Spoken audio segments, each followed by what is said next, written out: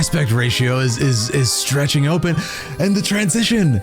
She changed outfits. It's like her imagination is opening up. She's changed outfits.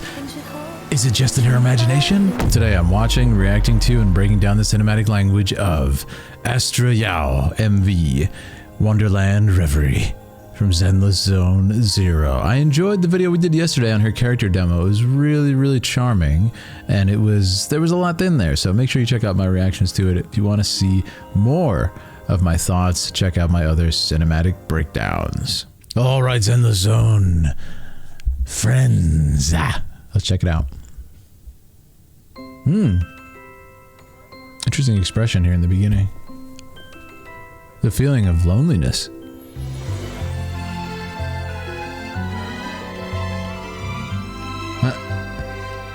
Cute expression. It's like her bodyguard, I take it. Oh boy, I love it. Instant, no dialogue, we've got drama, right? It's a fantastically done intro. We have a relationship established in the space of a couple of seconds. I'm really interested in the expressions here though, right? I love how the focus is actually on the earring. It's interesting, right? It's a little bit whimsical. It's okay, is this some sort of person who likes to dream of the stars and celestial bodies? And then here we have, of course, this shot. There's a loneliness to it. This is clearly someone who's important. She's got like a bodyguard. This is the person from yesterday's video that we reacted to Astra Yao. Clearly a celebrity, as she's on the makeup commercial, right? With the gentleman with the camera. So a very important person, but interestingly enough, she's at an important event. She is completely alone, right? She's surrounded by people. She's completely alone. It's that classic, like, you know, you're so big, you're not. It's like the princess in the castle. She's famous. She can't do anything though because she has to be stuck in the castle and she has to be protected, right? It's fantastic. And this is such a nice shot because it's like it's hinting at a playfulness between these characters, or at least with her. This sort of connection that they share is one of the only genuine ones she would have because of her position, right? So I really like that, actually. And then she's kind of like, okay, I'm all business, whatever. So what I want to see throughout this video, and I don't know if it's going to be sort of the theme of it, is maybe we're going to melt this icy exterior a little bit, but we'll see. I don't know how the video's going to go. And of course, she's gone. We pan to the butler here. You didn't even see anything. Fantastic. And I love this full shot that we cut to with a nice wide angle lens. You get to see the entire room. We call it a full shot where you can see the whole body. It's nice because it shows the kind of big space, and it's like, it's actually the first establishing shot we get of the full space, but also it's like she could be anywhere, right? There's staircases, the different floors. We have no idea where she went. So I love that. It's a great choice that they pulled that back. Let's continue. The aspect ratio is stretching open, and the transition. She changed outfits. It's like her imagination. And the lyrics start. Come on, that's beautiful. Right as it stretches open, it's like her imagination is opening up. She's changed outfits. Is it just in her imagination? That's so beautiful. It's like a dream. It's a dream of the freedom she could have. That she's daydreaming about it, and it's kind of tragic and lonely. So beautiful. All right, let's look at that section again before we get into this next set piece. So beautifully done. We come to this shot when she goes down the stairs, the balloons cross by, and there's a seamless cut. But if you notice, the aspect ratio has stretched here, and we've opened up the frames, like we've opened up her imagination. And I mean, come on, what a lovely metaphor.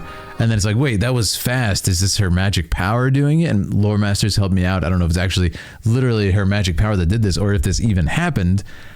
I think it's actually just her imagination wanting to get out there. And again, this is a different shot, right? Before we had her kind of claustrophobically encased within the frame, surrounded by people, but it feels like she's stuck in there. It's a very kind of stuffy feeling. This, now, she's looking out towards the horizon. It's a beautiful frame. We've left largely the frame empty. We're using negative space here very cleverly. And it's like the whole world is open. The possibilities are open. So, fantastic shot here. I absolutely love it. And then of course she follows the balloon, right? So it's a beautiful little again sort of metaphor for that freedom, that whimsicality that she has within herself, and she's going to explore that again. I think it's kind of in her mind, looking at what happens here. Let's listen to this. Is this Cantonese? Beautiful, beautiful lyrics. I love the bells, the tune percussion. It's very whimsical, like we said. It's very adventurous. This, again, it's a poster of herself, kind of hints to me. It's an empty street. You think there'd be people recognizing her, so maybe it's just in her head. But I love that this winks. And it's, again, just kind of a nod to that whimsicality.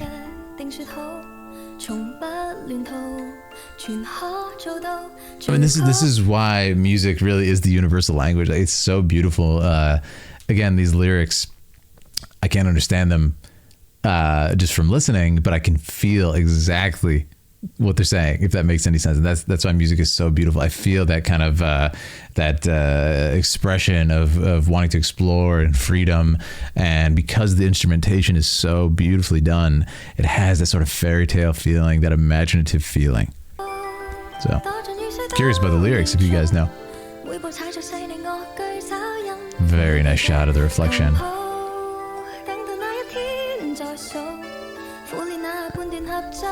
Really nice cutaways there. And we transitioned. And the aspect ratio has now changed again. So what's cool here is this. I want to talk about the visual style, right? In the beginning, we had, this choice was really, really strong. We have the sort of letterbox visual style, as you would have seen like a 90s anime. And the art style is kind of like a 90s anime. It's got a very sharp, very angular visual style. Very, very, very nice, sort of classical 90s, 80s anime. It's very charming. Then we come here, it opens up, and all of a sudden it feels a little bit more modern, just because of that kind of built-in connotation we have with the square image being, you know, think of like those 90s Toonami cartoons and stuff that are anime that you would watch, right? And then here it's inadvertently more modern because of this. But then when we come to the next section, she sees the piano in the park, and to me it's like, okay, so she sees the piano. This is really just her imagination going on here. Was this the moment where she's imagining this next set piece where we transition, right? Right, and then she's on the stage, and then the aspect ratio crunches back down, which denotes a different sort of connotation for the audience, which is typically cinema. When you're in the cinema, very, very sweeping, big anamorphic pictures. And here we are. And she saw the instruments in the park, and now we are here inside her mind, imagining the instruments. Beautiful trombones. I used to play trombone myself. It's just so charming. Wow. Another beautiful transition. I mean, come on. Gorgeous, gorgeous weaving of different shots. And she's in several different places at once. Her imagination just layering upon itself. Come on now. I love that. It's almost like Kingdom Hearts feeling, you know, this kind of Alice in Wonderland fairy tale feeling, stepping through a door. And like I said, she's changed her outfit again in a new set piece. But like I said, that beginning, we had the imagery of the earring. And why do we focus on the earring? That's what's so beautiful about filmmaking, is you can say, why did the director choose to have the focus on the earring? And now here we are. She's among the stars. She's exploring the stars, right? And that's what's so cool about art, is like you get to choose whatever you show, and you get to choose what you don't show, right? So by that, you know, very law, everything has some meaning. And it's interesting because everybody is going to take away their own meaning from, especially something like this that's not overtly explained, right? Just a beautiful music video as we hear these lyrics. And it'll have different meaning for people who can understand the lyrics. It'll have different meaning for people who look up the lyrics. But for me, this is relating back to that first shot of the earring, right? And it might not do that for you, but I think this is a beautiful little tie-in for the metaphor.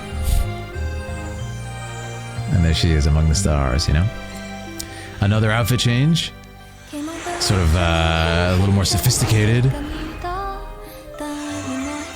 Wow. And now, of course, we're getting, you know, Magical Girl, Sailor Moon sort of era imagery with this wand. It's amazing. It's absolutely amazing. All right, now let's finish it out and see what this last set piece brings.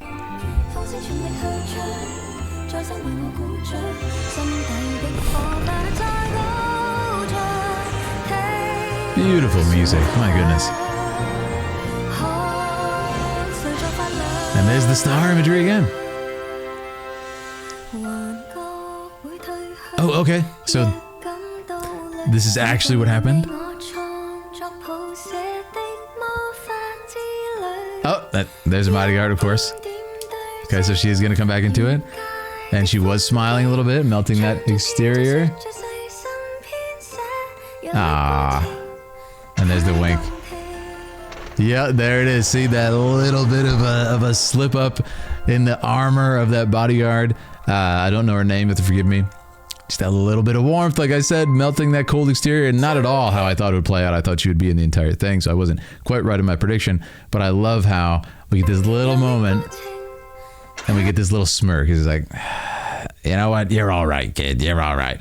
And then here, of course, too, we have her looking on in admiration, in respect from the back of the audience to say, you know what, this kid's all right. She's kind of annoying. She runs away sometimes, but you know, at the end of the day, she's a pretty good person to stick by and watch over. So it's nice.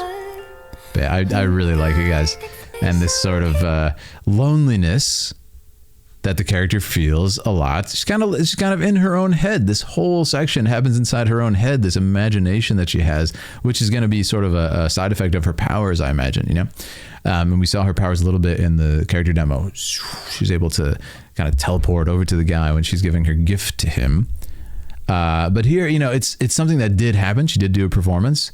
And maybe she didn't. Maybe she's just such a celebrity they're taking pictures of her. But either way, people are really excited. And then we have this little moment that makes both this character and, of course, Astra Yao feel a little less alone in the world. And then, of course, there's the thing over here, which is interesting. Again, let's look at the image here. She's facing this way on the poster. She's facing this way and driving that way. So again, what does it mean? Maybe she's going in a different direction. Like we said, she felt trapped inside the ballroom in the beginning. And now she's moving on. She's riding off to a different horizon, different possibilities. And then we end, of course, with that horizon.